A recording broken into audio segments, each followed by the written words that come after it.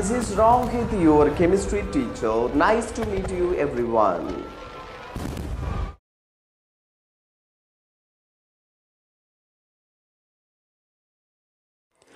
You know that all the substance in the universe are formed by the combination of elements? So far, about 120 elements have been discovered. Of these, only 90 elements are seen in nature. The other rest are artificial elements. അതായത് നമ്മൾ ഈ പ്രകൃതിയിൽ കാണപ്പെടുന്ന substance എല്ലാം elements combine ചെയ്തിട്ടുണ്ടായതാണ്. ഇത് തന്നെ നമ്മളെ periodic ടേബിളിലെ 120 എലമെൻറ്റ്സിൽ 90 elements മാത്രമേ നേച്ചർ പ്രകൃതിയെ കാണപ്പെടുന്നുള്ളൂ. ബാക്കിയുള്ള എലമെൻറ്റ്സ് എല്ലാം ആർട്ടിഫിഷ്യൽ എലമെൻ്റാണ്. അതിനെക്കുറിച്ചുള്ള ഒരു ഡീറ്റെയിൽസാണ് നമ്മൾ ഈ ചാപ്റ്ററിൽ പഠിക്കുന്നത്. പീരിയോഡിക് ടേബിൾ എങ്ങനെ കണ്ടെത്തി, അതിന് ലീഡിങ് നടത്തിയ സയൻറ്റിസ്റ്റുകൾ ആരൊക്കെയാണ്, അവരെന്തൊക്കെയാണ് ഇതിൻ്റെ ഭാഗമായിട്ട് കണ്ടെത്തിയത്, ഇത്തരം കാര്യങ്ങളാണ് ഈ ചാപ്റ്ററിൽ നമ്മൾ പഠിക്കുന്നത്. First scientist, that is Lavoisier. The Lavoisier, who was the first, made an attempt to classify elements in 1789. The known 30 elements were classified into metals and non-metals. But he was not able to classify metalloids that show the properties of both metals and non-metals. This was one of the limitation of the classification. നമുക്ക് ഇതേപോലെ ക്ലാസിഫിക്കേഷൻ്റെ ആദ്യകാല ശ്രമം നടത്തിയ സയൻറ്റിസ്റ്റാണ് Lavoisier, ആൻറ്റോയിൻ Lavoisier. അദ്ദേഹം അന്ന് അറിയപ്പെടും 30 എലമെൻസിനെ അതിനെ metals എന്നും non metals എന്നും രണ്ടായിട്ട് ഡിവൈഡ് ചെയ്തു, ക്ലാസിഫൈ ചെയ്തു. അദ്ദേഹത്തിൻ്റെ ഈ ക്ലാസിഫിക്കേഷൻ്റെ ഒരേ ഒരു പോരായ്മ എന്ന് വെച്ചാൽ അദ്ദേഹം മെറ്റലോയിഡ്സിന് ഒരു പെർട്ടിക്കുലർ സ്ഥാനം നൽകിയിട്ടില്ല, അല്ലെങ്കിൽ അത് ക്ലാസിഫൈ ചെയ്തിട്ടില്ല. ഇതാണ്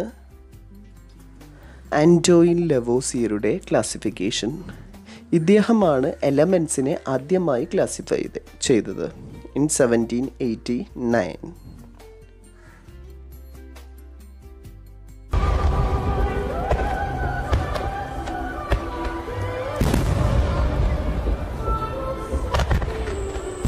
Triads, Dobbe-Reiner, another classification of periodic table. The scientist Dobbe-Reiner was introduced the concept triads. He formed small groups of 3 elements showing similar properties. These groups were called triads. സമാന സ്വഭാവമുള്ള 3 എലമെൻസിനെ ഒരേ ഗ്രൂപ്പായി അറേഞ്ച് ചെയ്തു. ഇതിനെ triads എന്ന് വിളിക്കാം. For example നമ്മൾ discuss ചെയ്യുകയാണെങ്കിൽ എൻ്റെ അറ്റോമിക് മാസ് 2 ആണെന്നിരിക്കട്ടെ. Then atomic mass of C, that is 4. The average of A plus C, that is we get 3. ഇതാണ് ആ ഒരു കോൺസെപ്റ്റ്. ആദ്യത്തിൻ്റെയും മൂന്നാമത്തേതിൻ്റെയും ആവറേജ്, അറ്റോമിക് മാസിൻ്റെ ആവറേജ് കണ്ടു കഴിഞ്ഞാൽ നമുക്ക് രണ്ടാമത്തേതിൻ്റെ അറ്റോമിക് മാസ് ലഭിക്കും.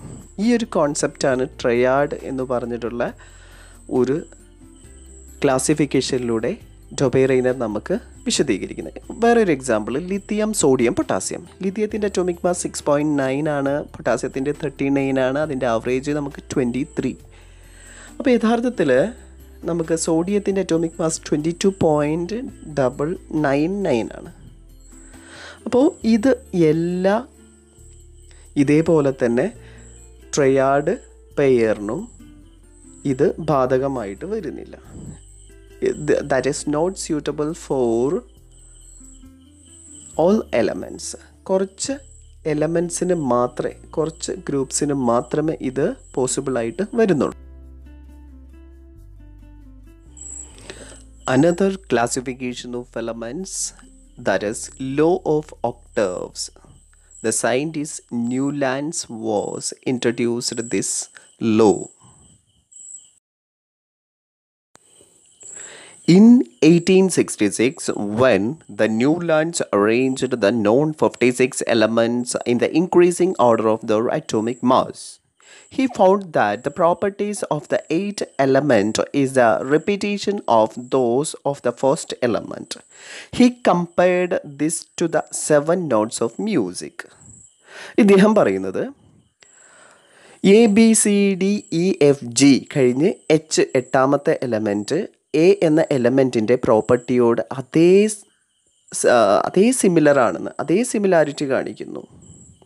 ഇത് നമ്മളറിയാം മ്യൂസിക്കിലെ ഒക്ടേവ്സ് സരി ഗ മ പ ധ നി സ എന്ന് പറയുമ്പോൾ 7 കഴിഞ്ഞ് എട്ടാമത് വരുന്ന മ്യൂസിക് നോട്ട് ആദ്യത്തേതിൻ്റെ റിപ്പീറ്റേഷൻ. ഇതേപോലെ തന്നെ അദ്ദേഹം ക്ലാസിഫൈ ചെയ്തു. എങ്ങനെ നോക്കാം?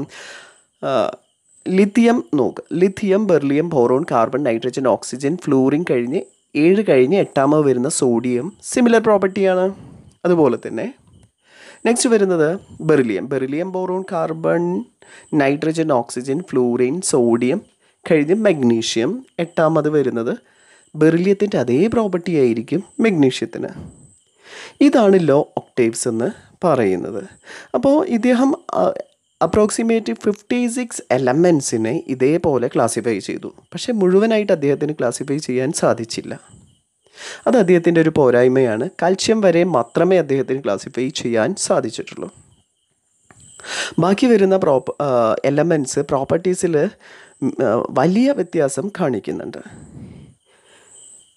ഇനി അതുപോലെ തന്നെ അദ്ദേഹം നോക്കൂ, hydrogen, fluorine, chlorine, cobalt, nickel, bromine. Cobalt, നിക്കലിനെ ഒരേ പൊസിഷനിലാണ് കൊടുത്തിരിക്കുന്നത്. ഇവിടെ അറ്റോമിക് മാസിൻ്റെ ക്രമം കൃത്യമായി പാലിക്കപ്പെടുന്നില്ല. കാരണം കൊബാൾട്ടിന് അറ്റോമിക് മാസ് കൂടുതലും നിക്കലിന് അറ്റോമിക് മാസ് കുറവുമാണ്. യഥാർത്ഥത്തിൽ അത് നേരെ തിരിച്ചാണ് വരേണ്ടിയിരുന്നത്. പിന്നെ ഈ ഹാലോജൻസിൻ്റെ ക്യാരക്ടറിൽ ഒരിക്കലും പെടാത്ത 2 എലമെൻറ്റ്സാണ് കൊബാൾട്ട് ആൻഡ് നിക്കൽ. ഇതൊക്കെയാണ് ഇദ്ദേഹത്തിൻ്റെ ഒരു പോരായ്മയായിട്ട് നമുക്ക്, ഡിമെറിറ്റായിട്ട് നമുക്ക് പറയാവുന്നത്. ഇതാണ് law of octaves.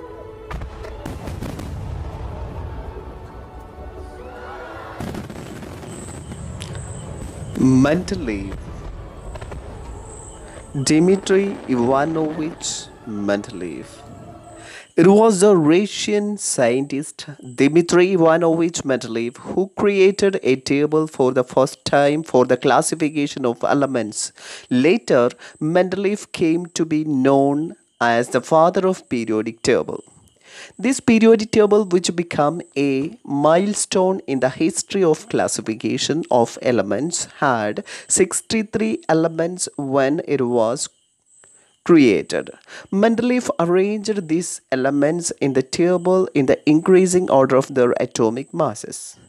When arranged so, he found that the chemical and physical properties of element repeat at regular intervals. Based on this, Mendeleev proposed the periodic law of elements. Mendeleev's periodic law.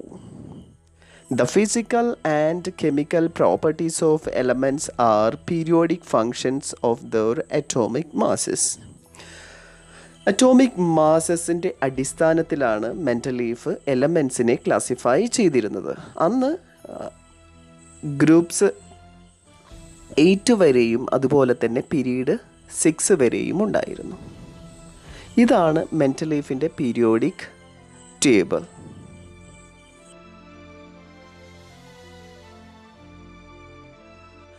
The advantages of Mendeleev periodic table. Mendeleev periodic table advantages. First, Mendeleev predicted that discovery of other elements and left space for these new elements: eka silicon, germanium, eka aluminum, gallium, and eka boron, scandium. Thus, there was no disturbance in the periodic table. ഇദ്ദേഹം മുൻകൂട്ടി പ്രവചിച്ചു ഒരുപാട് elements കണ്ടെത്തുമെന്നും അതിന് അദ്ദേഹം കുറച്ച് കോളങ്ങൾ ഒഴിവാക്കി വിട്ടു. ഇവിടെ ഒരു എക്സാമ്പിളായി പറയുന്നത് ഏക സിലിക്കൺ. കുറേ കാലങ്ങൾക്ക് ശേഷം ജെർമേനിയം എന്ന എലമെൻറ്റ്സ് നമ്മൾ കണ്ടെത്തി. അതുപോലെ ഏക അലൂമിനിയം, ഗാലിയമാണ്, ഏക boron, സ്കാൻഡിയമാണ്. Another advantage that is, he pointed out some of then current atomic weight was incorrect. കുറച്ച് തെറ്റായിട്ടുള്ള അറ്റോമിക് മാസിനെ തിരുത്താൻ അദ്ദേഹം ശ്രദ്ധിച്ചു. Next one, he provided for variance from atomic weight order. ഇദ്ദേഹം അറ്റോമിക് വെയ്റ്റിൻ്റെ ഓർഡർ കുറച്ച് ചേഞ്ച് വരുത്തി. തെറ്റായിട്ടുള്ള അറ്റോമിക് വെയ്റ്റ് വരുന്നത് ഇദ്ദേഹം തിരുത്തി. ഇനി അദ്ദേഹത്തിൻ്റെ demerits of Mendeleev periodic table. No fixed position could be given to hydrogen as it resembles both alkali metals as well as the halogens. ഹൈഡ്രജന് വ്യക്തമായിട്ടുള്ള ഒരു സ്ഥാനം നൽകിയില്ല. നമുക്കറിയാം മോഡേൺ പീരിയോഡിക് ടേബിൾ ഹൈഡ്രജന് ഫസ്റ്റ് ഗ്രൂപ്പിൻ്റെ ഏറ്റവും മുകളിലായിട്ടാണ് കാണപ്പെടുന്നത്. എന്ന് പറഞ്ഞാൽ ഫസ്റ്റ് ഗ്രൂപ്പിൽ യഥാർത്ഥത്തിൽ അത് അതിനോട് ചേർത്ത് വയ്ക്കുന്നില്ല, ഒരു ചെറിയ ഗ്യാപ്പ് ഇട്ടിട്ടാണ് കാണുന്നത്. Next, isotopes of the same element have different atomic masses, hence they should be given different position, but since they exhibit the same chemical properties, they should be given the same position. നമുക്കറിയാം isotope same atomic നമ്പറാണ്, different mass നമ്പറാണ്. അവ യഥാർത്ഥത്തിൽ chemical പ്രോപ്പർട്ടീസിൽ സമാനത കാണിക്കുന്നു. അവയ്ക്കൊരു പ്രത്യേക പരിഗണന കിട്ടിയിട്ടില്ല. Next, at certain places, elements having higher atomic masses placed before showing having lower atomic masses. അപ്പോൾ അറ്റോമിക് മാസിൻ്റെ ക്രമം കൃത്യമായിട്ട് പാലിക്കപ്പെടുന്നില്ല. എന്ന് പറഞ്ഞാൽ കുറഞ്ഞതിൽ നിന്നും കൂടിയതിലേക്കാണ് വരേണ്ടത്. യഥാർത്ഥത്തിൽ ഈ ക്രമം കൃത്യമായി പാലിക്കപ്പെടുന്നില്ല. ഇദ്ദേഹം അതിന് പറയുന്ന എക്സാമ്പിൾ കൊബാൾട്ട് 58.93 ആണ്, ദെൻ നിക്കൽ 58.71 ആണ്. അപ്പോൾ ആദ്യം വരേണ്ടത് നിക്കലാണ്, അത് തിരുത്തി. Next one, some elements having the different properties were placed in the same subgroup. Example, manganese placed the halogens which is totally different points. വ്യത്യസ്ത ഗുണങ്ങളുള്ള എലമെൻസിനെ ഒരേ ഗ്രൂപ്പിൽ ഉൾപ്പെടുത്തി. ഇവിടെ പറയുന്നത് ഹാലോജൻസിലെ മാംഗനീസിനെ പെടുത്തി. മാംഗനീസ് ഹാലോജൻസിൽ നിന്ന് എക്സ്ട്രീംലി ഡിഫറെൻറ്റ് ക്യാരക്ടർ കാണിക്കുന്ന എലമെൻ്റാണ്. This is the demerits of or disadvantages of Mendeleev's periodic table. I hope everyone got the idea about this topic. I think you can have a lot of time for to study. You just utilize it as. Okay, we will meet with new topics. Now I want to say bye-bye.